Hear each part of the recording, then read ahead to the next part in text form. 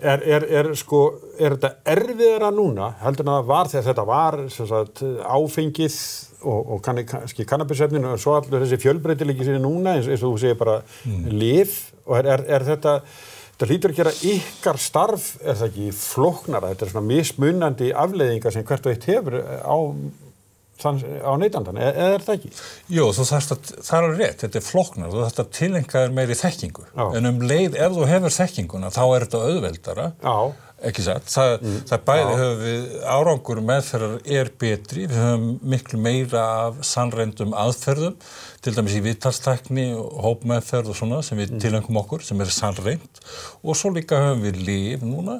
Það er betra að afeitra fólk og það er betra líka að við getum boðið til dæmis heroíneytendum og morfíneytendum upp á lyfjameðferð sem dugar mjög vel, sem hefur gjörbreytt lífslíkum þeirra og batahorfum. Og þið eru með dæmi um það hér?